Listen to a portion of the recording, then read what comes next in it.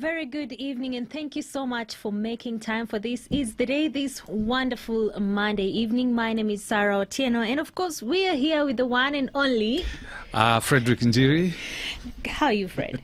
I'm doing great. So what do we have for the listeners and the viewers today? Well, parents have raised concern over the move by the Education Ministry to stop people who are not trained teachers from offering online classes. You know, people like Babu Owino, and we'll be looking at this and plus what people think about the same. And then in the UK, it's going to be a very unkempt and shabby look for most UK citizens because the government has actually decided to lock down and order all salons and barbershop closed until July. So if you don't have a shaving machine in the house, well, you'll look kind of like Bob Marley for some time. All right, that and much more coming up during this hour of This Is the Day. Remember, the WhatsApp number that you can use to contact us from is 0786 316 316, SMS line 20316. An SMS is only 1 shilling, so let us get talking and interacting on Facebook and Twitter at Family Radio 316. Fred, tell us what is happening in Parliament. Well, before I get to the Parliament issue, what is happening in the country, maybe one of the things that we would like to know from you is, what do you think about the government's move to stop people who are not teachers from offering online classes? People like Babu Owino, because he offered some classes and he says he's going to continue doing the same. What do you think? Do you think we should stop them or basically offer them a platform? Now, Sarah, this was there was a speculation. This is a speculation that has been going for some time, but finally it is now official. And the gloves are off. Elgeyo Marakwet, Senator Kipchumba Murkomen, was early today dropped as the Senate Majority Leader as President Kenyatta starts flexing his muscle in the House. The changes were effected following a Jubilee Coalition Senate Parliamentary Group meeting today, chaired by the President himself. West Pokot Senator Samuel Pugisho has been appointed the new Senate Majority Leader. Pugisho will also be deputized by Isiolo Senator Fatuma Dulo Adan. In the new changes, Murang'a Senator Irongo Kang'ata has replaced Nakuru Senator Susan Keheka as the Majority Chief Whip. The rift between the President and his Deputy Ruto is now starting to rear its ugly head. But you know, one of the things, Sarah, is I've interacted with quite a number of politicians, not all of them, but quite a number of politicians. But one of the things that I've come to realize, whatever is done, politically speaking, has nothing to do with us. It's got everything to do with their interest and everything. And actually, if I would count the number of politicians that I've interacted with who literally care about what happens in your life and my life, they probably won't go past the 5 fingers in my hand. And that's the unfortunate truth. So even I know the country is going to be talking about this, but tell you the truth, maybe we don't feature in any of their thoughts in as far as this is concerned. All right, and someone else would argue, you know, there is Senator Susan Kehika and also Kipchumba Murkomen who have publicly declared their support for DP Ruto. So could this be a political game, literally, and not just a matter of who is fit for what seat? Well, looking at the people who've taken over the new positions, it looks like the gloves are on now. It's what has been speculated for some time. The President and the DP have a rift. It's now, looking at this, it's now official. But as I said, it's interests, and it has nothing to do with you and me. All right. Unfortunately. Very unfortunate. You can also share your views, what you think about this and each and every other story that we are going to carry today. The WhatsApp number 0786 316 316, SMS line 20316. Now let us move to some other story. And now, even as the world is continuing to battle coronavirus pandemic and to stop the spread, Kenyans from different parts of the country are facing another battle at the same time.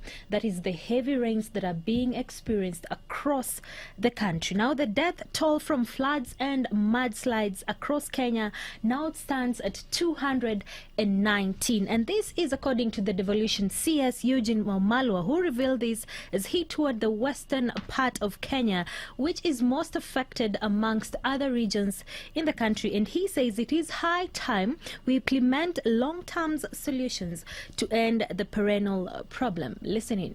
When we didn't speak, now we are speaking in Kakamega sababu tunaelewa mafuriko ni nini. Bungoma sasa tunasikia uchungu wa mafuriko. Trans Nzoia kuna shida kubwa, ukienda na Manjalala iko shida huko, people have been displaced. So it is no longer a Budalangi issue, it is no longer a Busia issue, it is a Western issue, it is a Kenyan issue, and it's not even a local issue, it's a global issue. Isema tunahitaji damu Lugari, tunahitaji damu upande wa Webuye, tunahitaji damu upande wa Tongaren. Sio ni kwa sababu eti ni watu wa Lugari tu. Hizi damu zitatusaidia wote, the region, watoto wetu na generations to come. We want to call upon the government of Kenya to just come in and assist, because this is beyond the county, it is beyond the locals. We cannot do anything at the moment. It is beyond us. Well, according to the Met Department, we will be experiencing some heavy rains up to the end of this month. That is up to the end of May, and that is unfortunate if we already have more than 200 people who've lost their lives due to the floods and mudslides. Sadly, we're yet to face some more. Yeah. And if we're going to have these rains until the end of May, I hope thereafter we'll not be talking about not having sufficient water in the country, because there's a lot of water that is being wasted. I hope that the mechanisms are being put in place to harvest this water, so that when the dry season comes, then we'll have at least water that we can use to be able to take care of our agriculture. Yeah, that's interesting, because year in, year out, and we've been discussing this over and over again. We have floods, then after floods, there is famine. Yes. There is no water. So maybe, as the CS said, it is time to implement some long-term solutions. True. Well, that's a story that we've been having for a very long time. Let's hope this is actually going to be implemented so that people don't suffer again. Now, this is very interesting. The Ministry of Education still maintains that persons not certified as teachers should not attempt to offer coaching or tutor students online. These are persons said to be these are persons who are said to be proficient in certain subjects. People who are professors but not teachers have been offering tuition to some of the students online. The government took the action after a number of individuals, including Embakasi East MP Babu Owino, conducted online classes, with quite a number of people hailing his sessions as very effective. The latest to praise the controversial MP is the United Nations, and also the guy was also featured by Voice of America. The ODM legislator has been taking the 2020 KCPE candidates through revision lessons. He started with mathematics, and on Friday he taught chemistry. Now, many parents have been asking so many questions, wondering, since as parents we are not trained teachers, should we also stop holding some of the lessons that we've been giving to our children because we are not trained teachers? Now, I called up Babu Owino early in the day just to get his thought on the same and what the ministry stand on the same. And I started off by asking him what he thought of the reaction by the Ministry of Education. And this is what he had to say. The ministry did give a very positive response towards it, but if you had the cabinet secretary didn't talk bad about it, because he said that there are some of those candidates who are actually learning online, who are advantaged to get information online. But he also said that there are those who are not in a position to access online education. Yes. But he said that those who are not in a position to access online education shall be taken care of at the right time. Yes. On the other hand, the principal secretary said that they have banned the use of online education if you are not a qualified person. Yes. So that statement, number one, it was dead on arrival. It was dead on arrival. What are the qualifications of a person to be a teacher? For you to teach in high school, you must have graduated, which Yes. of course have graduated several degrees. Yes. So that in itself shows you that I'm overqualified, not just qualified. Yes. So the principal secretary, as I was saying, is basking in the glory of his ignorance, because he ought to have known that Babu Owino is a qualified person to help his brothers and sisters who are in secondary and also who are in primary school. Mheshimiwa, let me take you back a little bit. Just take us through your qualification. I mean, some of the degrees you've gotten, because you're saying you're overqualified. Number one, I graduated with first-class honors in actuarial science. I have number two, I have another degree in masters in actuarial science. Number three, I have a degree in law, LLB law, and currently I'm pursuing masters in law.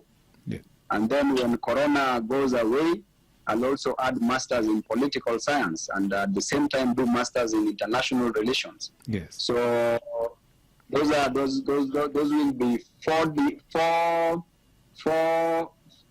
master's degrees and the 2 undergrad degrees. Mm-hmm. And then for information, I did my levels. Those are diploma courses. I have 6 diplomas. Diploma in mathematics, pure mathematics. Yes. Diploma in chemistry, diploma in accounting, diploma in mechanics, diploma in physics, and I also have a diploma in law. So those are 6 diplomas. And I this think I'm not only qualified to teach, yes. but also overqualified to set exams. All right. So basically, and you're basically taking students through some of these subjects that you've qualified. Yeah, I was just, during this period, I learned that some of my brothers and sisters are really struggling with the issue of education, because exams is fast approaching. And I said that the Ministry of Education should set exams up to where the syllabus has reached. They should not extend, because if we let them extend the syllabus, if we let them clear syllabus, it will be cleared hurriedly. Mm-hmm. It will be cleared hurriedly, thus making students not have sufficient time to prepare for exam. Yeah. So it is, I found it right that I should just help my brothers and sisters with the revision in mathematics, chemistry, and other subjects. And I'm going to extend this event to languages, but I'm going to contact other teachers who will join me even in other subjects, any other subject that's being done in high school. I will contact teachers, those that I can't handle due to time, and those that probably the other teachers who have better interest in them. I will involve them so that at least our children get to benefit, get to gain knowledge. I also noticed that you've the United Nations has actually commended you for doing what you did. Sorry? I noted that the United Nations has also commended you for what you did. What? I can't get your question. I also noted that the United Nations had commended you for what you did. They did some few days ago. They actually said that whatever we are doing is a very good job. They said further that around 127 million children or students or learners are not accessing education as we speak. 127 million. They say that whatever globally is actually a very good thing, and it's in the best interest of the Kenyan citizens. All right, then. Even the Voice of America, they also recognized. They did an interview with me. Yes. And actually, I'm going to proceed with this during this period of Corona and even after Corona. Oh, so you're not Corona will come and go. So you're not stopping? We are not stopping anytime soon, All even right. if the ministry has a problem with it. Yes. In fact, we love it when they have a problem with it. So we will proceed with it because this is an acquisition of knowledge. All We are right. not doing anything illegal. Yes. The main reason is to ensure that our children are educated. If Okay. they feel that whatever we are teaching is not in line with what they think is correct, Yes. then they should themselves take this matter up. They should do whatever I'm doing. Yes. Whatever I'm doing what they should be doing. So we are not stopping anytime soon. This one is even stronger than coronavirus. All right then. I know you are basically taking a haircut, so let me let you go back to that haircut. Controversial as kawaida. Thank you, bro. Thank you. I'm loyal. All right. Thank you very much, Babu. So on Friday, sorry. Yes. On Friday? On Friday, we're having another lesson in mathematics. Yes. My learners should tune in on my Facebook, which is Babu Owino, verified account, and Instagram, HE Babu Owino, from 2 p.m. All right. And I invite the minister, the cabinet secretary, plus the principal secretary, this time round to be my learners also. All right. Do have yourself a lovely Don't one. forget pens and paper. A pen and a paper they should carry. to take notes. All right. Thank you very much. Okay. You know, Babu is as controversial as usual. He says he's going to hold his session on Friday. But the $1 million question, you know, when you see him in the streets doing whatever, the kind of things and antics that he does, Yeah. you wouldn't expect him to be, you know, basically weighed down with the kind of certificates that he has. I mean, he has so many of those diplomas, degrees, and masters. Probably, you know, he adds weight with that, but I don't know. But the thing is this. He's qualified. That's what he says. If his papers are anything to go by. $1 million question. Do you support the Ministry of Education's move and decision to stop people like him from holding online classes, you know, during this period? Because as he says, 127 million children or students globally Yep. are not accessing education. Do you support the move by the Education Ministry?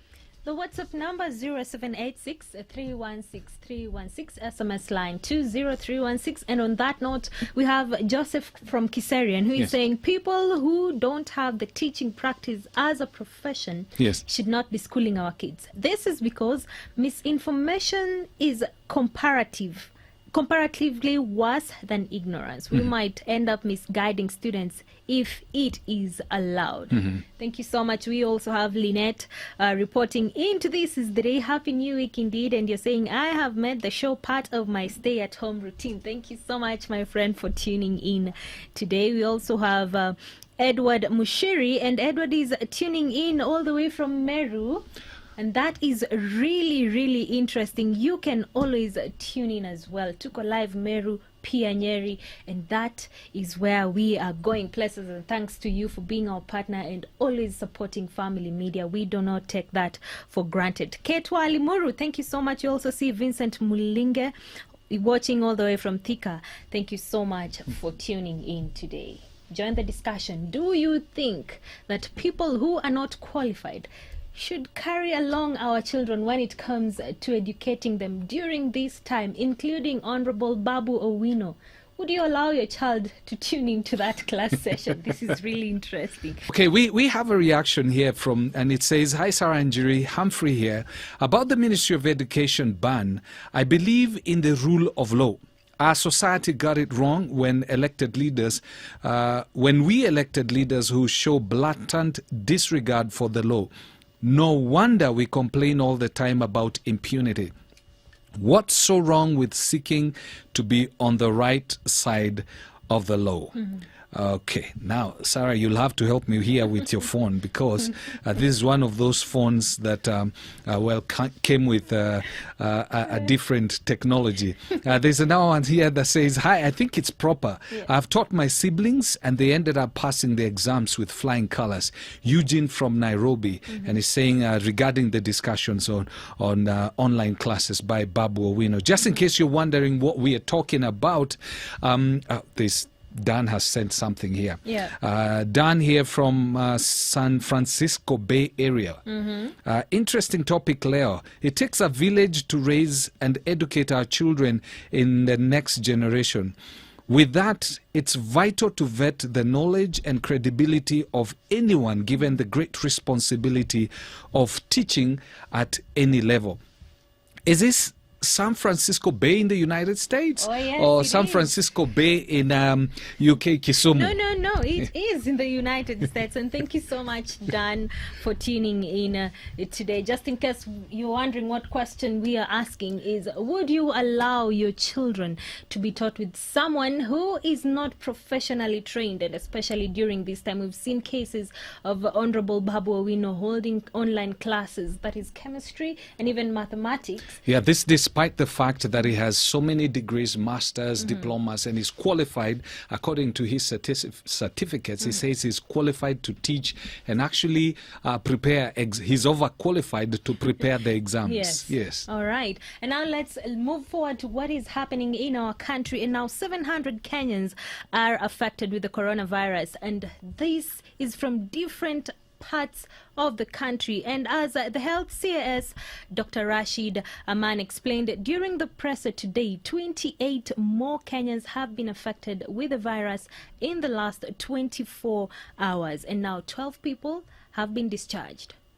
We have tested 841 samples, out of which 28 have tested positive for coronavirus. This number is distributed as follows. 10 of these cases are from Mombasa, 9 are from Kajiado, 7 from Nairobi, and 2 from Wajir. This brings to 700 the total number of those who have tested positive. Now, out of these numbers, the ministry has also reported an increase in the number of cases along the borders and called on the residents of these areas to work with the authorities to prevent infected people from entering through the borders. And he also cautioned Kenyans against entrepreneurs who are using this current situation to sell products that are not approved by the ministry.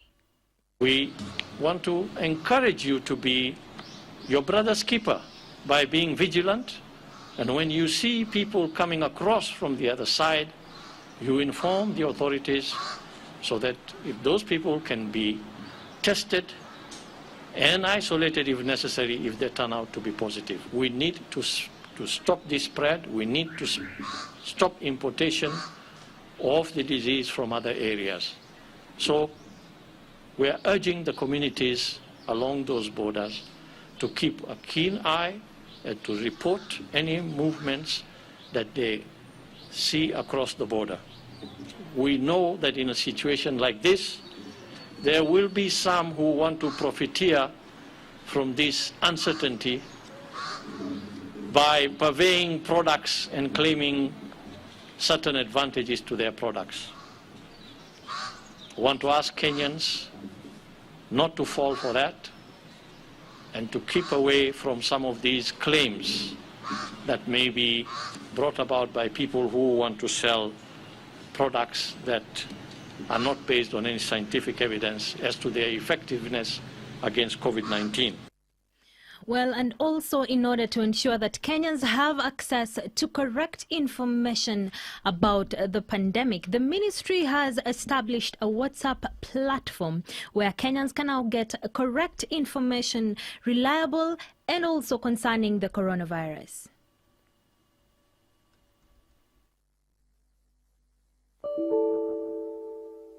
In order to enhance our communication, I want to inform you that the government has launched a WhatsApp BOT facility which will contain basic information on COVID-19. The WhatsApp number is 011 071 9719.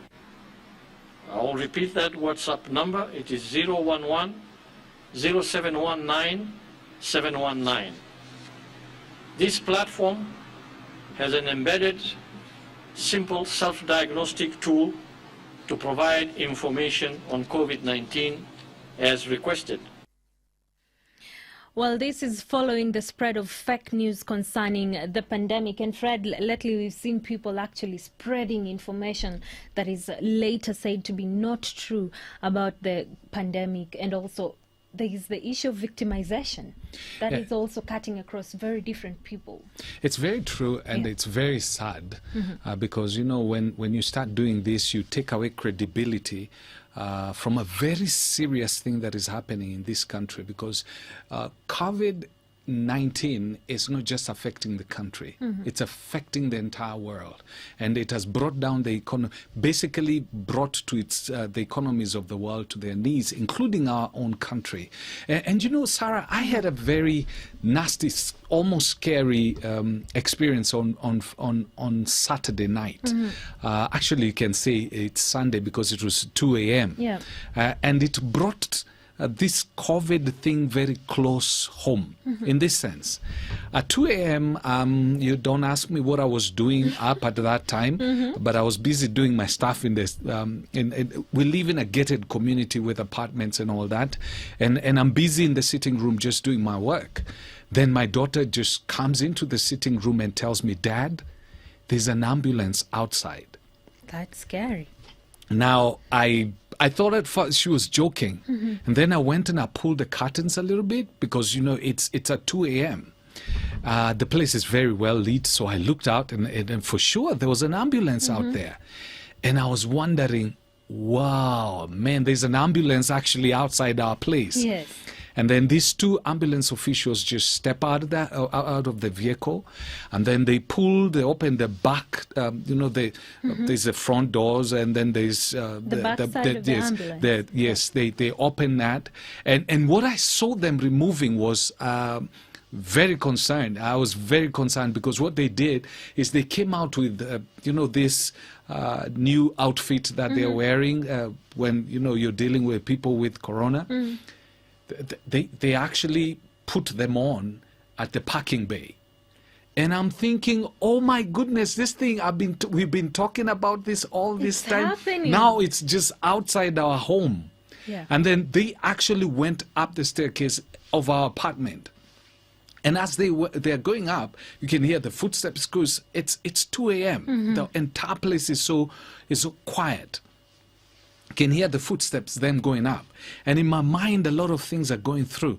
There's actually somebody who's a COVID-19 patient in our apartment, and that simply means if that is true, he's been going up and down. He's probably interacted with quite a number of people in that apartment. And then when, you know, we are told not to use, I don't know what you call them, the staircase railing, but there's not telling probably if you've not observed the measures that have been put in place by the government. So all that thing, all that was going on in my mind. And you know, from where I live, I could see most of the apartments, everybody had their curtains pulled, and they wanted to see exactly what is happening. It was very scary.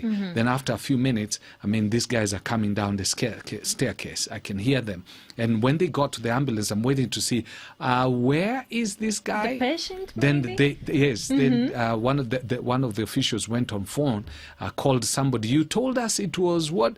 So incidentally, they had gone to the wrong court. I was happy that they'd gone to the wrong court, but sad because there was actually now a court that had to deal with the fears that I was now facing at that time, which I thank God did not become a reality. But for the others, you know, So it's so key, it's so important for us to do this thing. It's so important for us to just ensure that you do have the right information. Yes, and, Wow. and this COVID, it has actually affected our economy in a very, very negative way. And now currently there are measures that are being put in place and being proposed by the Treasury CES, Ukur Yatani, that are going to, one way or the other, see us either gaining some money in our pockets and at the same time losing some money. And I had an opportunity to talk to one of our economists. His name is Benson Chalo, of one of our consultancy in the country. And this is what he had to say about the current situation and what we can do. Number of measures that have been proposed by the government just to alleviate us against the COVID pandemic. Yes. As you know, last month government passed the tax amendment law, which was approved by Parliament. Yes. Of course, it lowered the employment taxes to a level from the just to ensure that there are more disposable income for wananchi. Yes. However, I don't think much has been done because there are some measures that the government has also come up with. Yes. They may end up raising the cost of living Yes. or the cost of goods and Yes. services. Which are this?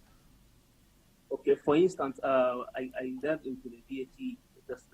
The number of issues like medicaments. Yes. The government has exempt some of the key medicaments, Yes. which were previously zero-rated. Yes. So it means with the exempt status, it means inputs are going to be passed to the final consumers.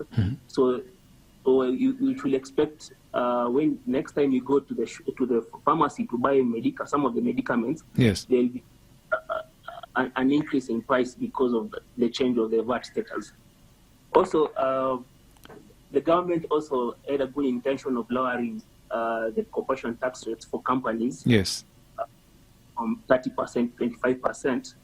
However, at the same time, what the government did, as the government also removed some of the capital allowances.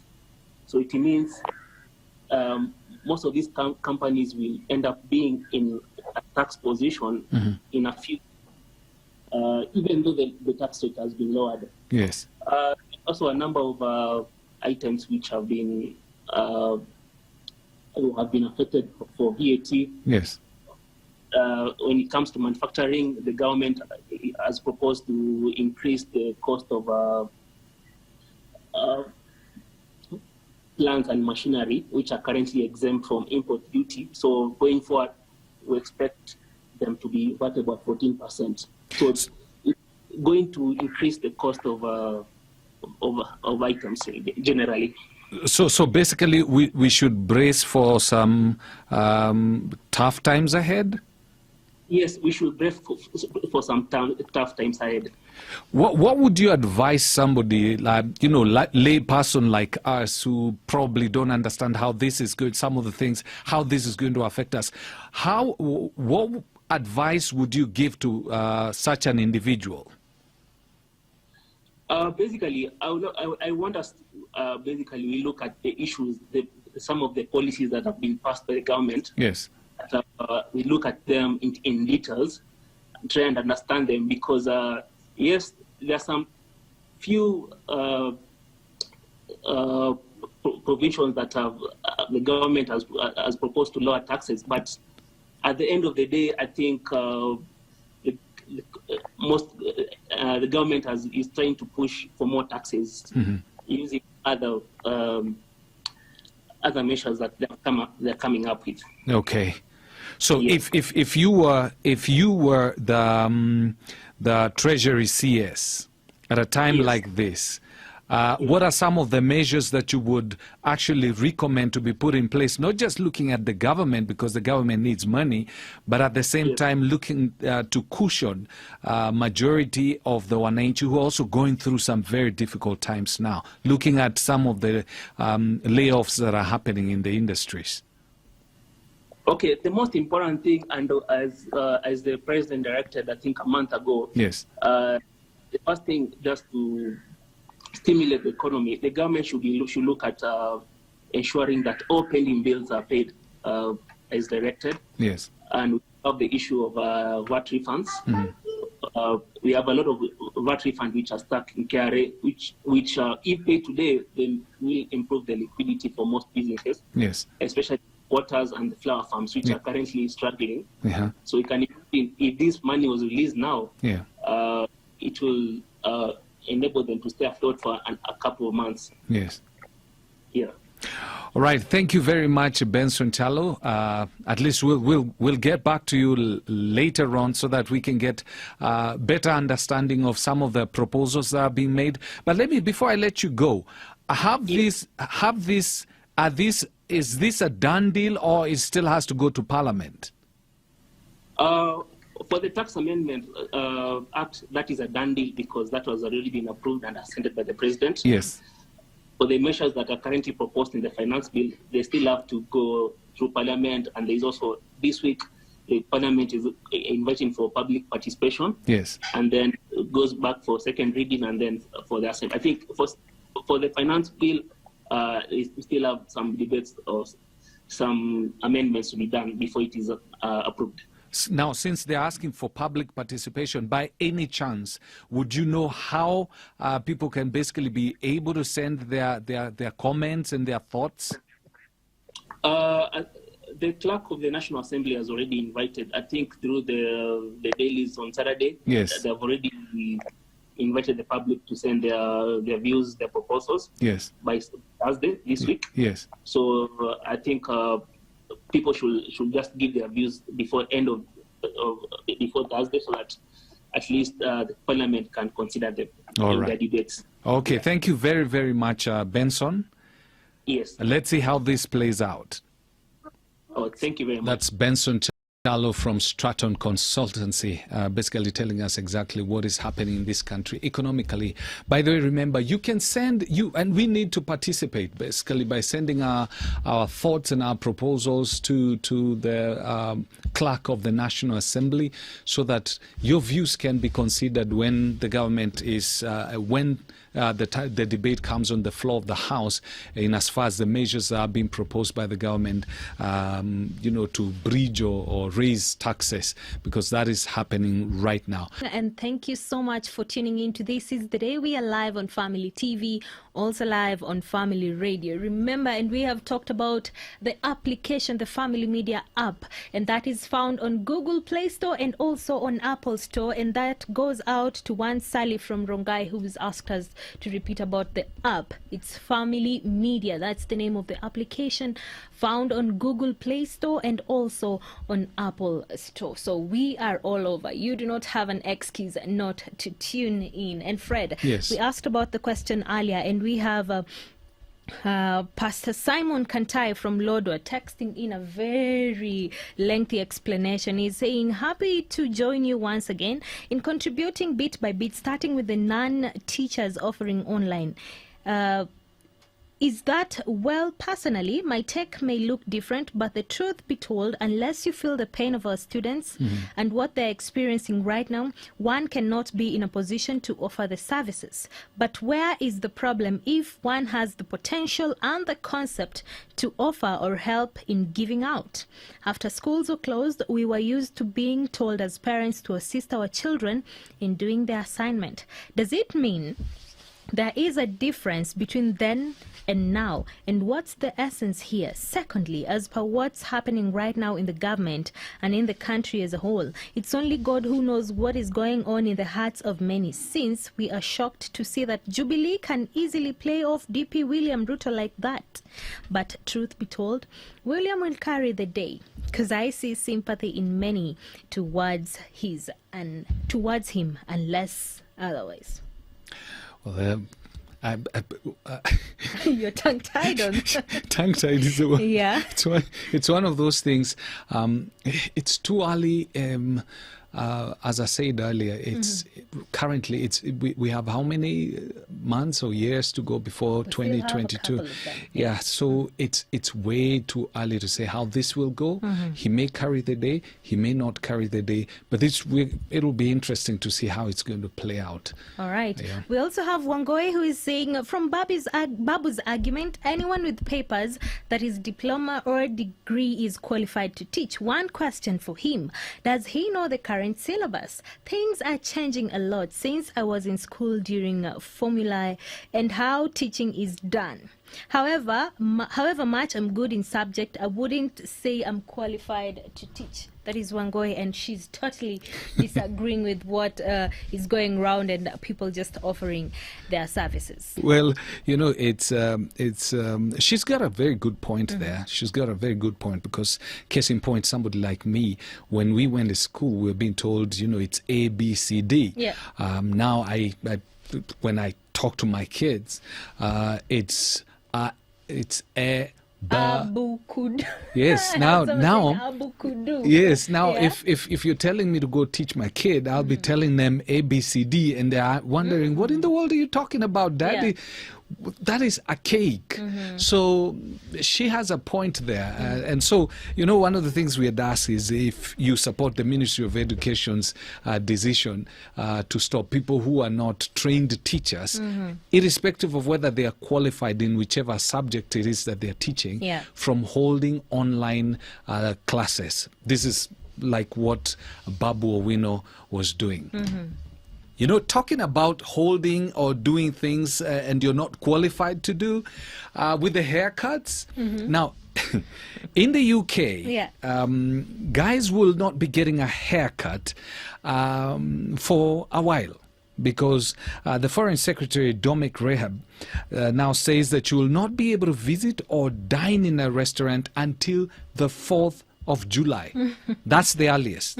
So under the government's three-phase plan to ease the coronavirus lockdown, those who can't work from home will be encouraged to return to work on Wednesday. Now, in the second phase of the government's plan, which would begin on the 1st of June, at the earliest, by the way, some shops will be allowed to open. However, the Foreign Secretary has confirmed that hairdressers, pubs, restaurants will have to wait until phase 3. That is from the 4th of July at the very earliest to be considered for reopening. Now, this is where the issue of training and being competent in doing things comes into play, because one of the things is I've not been going to a barber shop, and so I've been forced to do it at home. And let's just say that I've had very interesting incidences where I shave my head and there are huge patches that are left with hair. If that applies also in the Ministry of Education thing, I think that really qualifies. I've had to, once I do it, and then I have probably my daughter or my wife do a second look, and so that by the time I step out of the house, you look presentable. I look presentable and not crazy. Yes. And this is what the UK Foreign Secretary had to say about that issue. And that will include hospitality, but it will also include personal care and people like hairdressers. And obviously, the proximity in those two sectors that I've mentioned, hospitality and personal care sector like hairdressers, is something where we just don't think we're ready yet, given where we are with the virus. So we've got very clear guidance will be coming out to give people the information that they need. There's the modest changes we're announcing, which will take effect from Wednesday. There's the other changes for things like non-essential retail and people going back to school, particularly primary school, which won't start until the earliest on the 1st of June, subject to conditions. And then starting from the 4th of July at the very earliest, those are the sectors where they're just inherently more difficult because people are mixing together and it's difficult to maintain the social distancing. We wouldn't be able to say, based on the advice we get and the monitoring we do, that we would start them at least until the 4th of July. But we do want to give people the signal, businesses, but also the public sector, so that we can plan and have a plan and have guidance and start to prepare for if that's possible. And at every step along the way, as we said, we've got to stay alert, we've got to monitor very carefully the progress we've made with the virus, we've got to keep getting it down. Well, that is interesting, and we can't wait. We can't wait to see how the people of the UK and the Britons will look like without shaved heads, as we were saying. They'd be shabby, right? July 4th. That's yeah, long. that's a long way. All right, let's head over to Zimbabwe. And in some households, hunger is more devastating than coronavirus. Now, in Zimbabwe in particular, containment measures to prevent many day-to-day workers from earning their daily bread has been the game of the day. Now, for the past 19 days, Samantha Murozori, who is an immigration lawyer, has been helping the most vulnerable residents of her neighborhood in Chitungwizia. That's the name of her neighborhood. At first, she used about $200 in cash, and after she ran out of the money, she started bartering. That means she exchanged things from her house to get either corn flour or cooking oil. And this includes her sneakers, her jeans, and she was trading them just for a packet of corn or cooking oil to have things to cook for those who are in need and in her neighborhood. Well, what started as just a small initiative between this lawyer and her friends has now attracted millions of people around her neighborhood, and they are doing a great job. Listen in. I used to go to South Africa to buy things like cooking oil, baby nappies and blankets to sell here in Zimbabwe. But now, as the borders have been closed, we can't even get through. Even the places where we used to do business from here have been destroyed. A lot of people were suspended by work because of the coronavirus. So if you are not working, there is no other way you can earn a living. There is no money, so the food in your house is going to run out, obviously. Then this program has benefited us. I use about $200 cash, and then after we ran out of the cash, I started barter trading. I have stuff that I had in the house, sneakers, jeans, would barter trade that for a bucket of maize grain or for cooking oil, just anything to get stuff to cook for the day as the numbers grew. And that is the situation, and not only in Zimbabwe. We actually have different people across the globe suffering from hunger that has come with this coronavirus pandemic. And we saw in the UK and the US, people actually queuing day and night just to find food from the granaries. And it's tough. Yeah, true. Mm-hmm. But what she's doing is amazing. That is true love. Mm-hmm. That's exactly what Jesus did. Yeah. Laid his life down so that we can get life. Mm-hmm. She's literally laying her life down, selling her stuff at home to ensure that somebody else can get a meal. Mm-hmm. I don't know how that's the best expression of love. And you know what? Even as we're saying this, right now, for me, I think the best way you can show your love is by letting people who are going through whatever the world is going through hear the message of love, the real love of the Lord Jesus Christ. You know, hearing the message as it comes through. Currently we have Family TV, we have Family Radio 316, and you have great messages that are coming through, and people hear it from home and from wherever they are. And now with the app, you can listen to it wherever you are. And people who have not heard the gospel can have their lives changed. And you know the beauty? When the time comes and we stand before the Father, because I'm not just telling people we partner, I'm also a partner. Yep. And the thing that makes me feel nice is I may not be able to reach some people, but they're being reached by the Joel Osteen, the TD Jakes of this world through Family TV and Family Radio 316. And when I stand before the Father, they'll probably be there. Yeah. And I played a part in getting them there. And for me, that just beats everything in this world. Wow. So really amazing. it's important that you partner with people who are bringing the right message, the message of life. During this time, It's the most important thing. Well, we have some responses. From Oh, yes. I almost started preaching. Now, there's one from Facebook who says, I have 2 mechanics who have done complex operations on my car, changing a clutch and changing the timing kit. I never asked them for their certificates in mechanics. The Babu / Ministry of Education issue is like the Pharisee who criticized Jesus for healing just because the healing had been done on a Sabbath. Parents who are homeschooling children have not taken a diploma in education. Yeah. And he got quite a number of responses on it. It says, what happens to parents who are not trained teachers and are teaching their kids at home? That's a retrogressive move. That's on Facebook. Yeah. And you know, it's one of those debates that I believe will continue going on for some time. Yeah. All right.